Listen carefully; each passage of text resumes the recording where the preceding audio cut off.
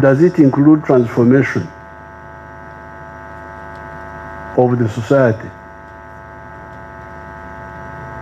If you have a peasant producing another peasant, and you go to the villages, you find 3 generations of peasants, grandfather, father, grandchild, they are all there. This is very dangerous. So therefore, in that, I would really appeal to the thinkers to also emphasize this issue of qualitative jump of the society. And in order to assist this qualitative jump, we identified a number of bottlenecks that were blocking it. Bottleneck number 1, in the case of Africa, before independence, we had a problem of no freedom, lack of decision to make, of power to make our own decisions. So that would have been bottleneck number 1 before independence. But after independence, in many countries, when you hear this chaos in many parts of Africa, it is on account of a weak state. A state without the pillars to support it.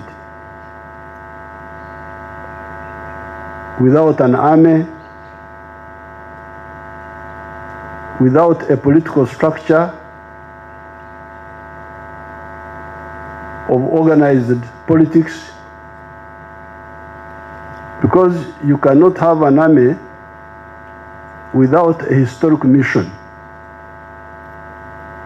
All armies have a historic mission. The British Army was called the Imperial Army.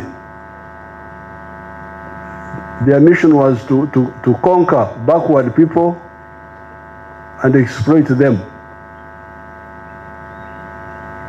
That's why the head of the British Army was called CGIS, the Chief of the General Imperial Staff, an army of empire to conquer other people. That was their mission. And they were not hiding it. Now the American army, you remember how it started. The American settlers rebelled against the British king and poured his tea in the ocean, Boston Tea Party.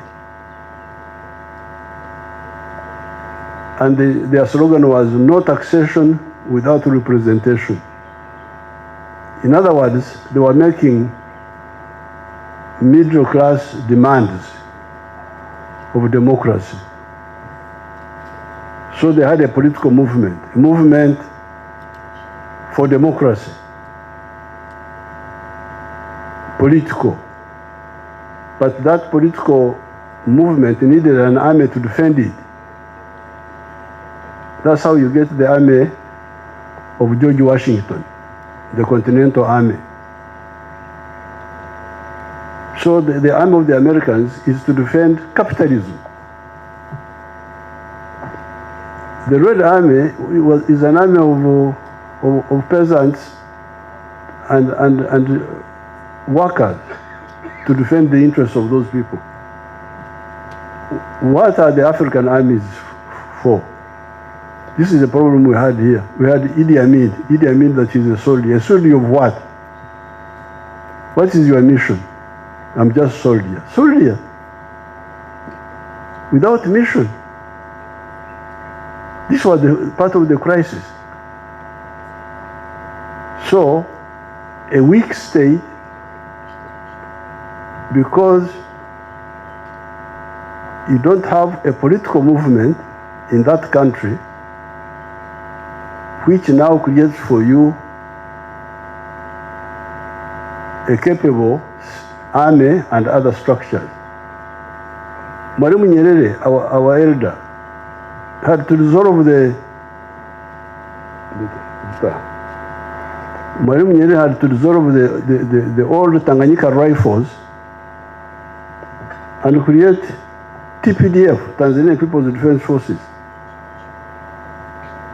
That's one of the reasons I'm sure Tanzania has been stable all this time, unlike all of us who had a lot of problems.